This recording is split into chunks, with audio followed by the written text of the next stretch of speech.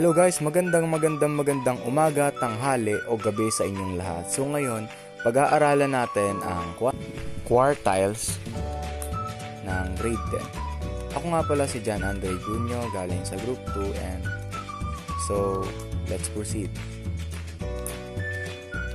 As you can see here, quartiles, deciles, and percentiles are types of quantiles.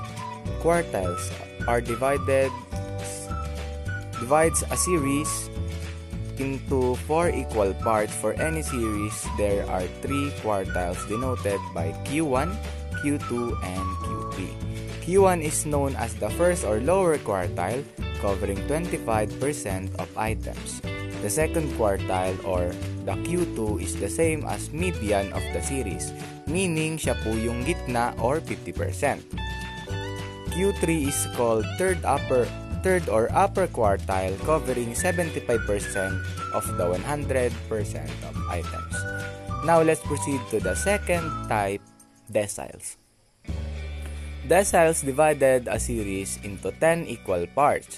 For any series, there are 9 deciles denoted by D1, D2, D3, and so on. These are called first decile, second decile, third decile, and so on. Then we have percentiles. Percentiles divide a series into 100 equal parts. For any series, there are 99 percentiles denoted as by P1, P2, P3, and so on up to P99. Meanwhile, here are the formula for quartiles, deciles, and percentile for ungrouped data.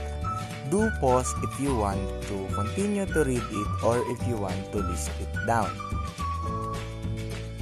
Meanwhile, here are the formula for group data, quartile, decile, and percentile. Now that's all for today. This is all that we want to teach you. I hope you learned something, and I hope you like, follow, and subscribe to this channel. We thank you all for watching, and see you next time.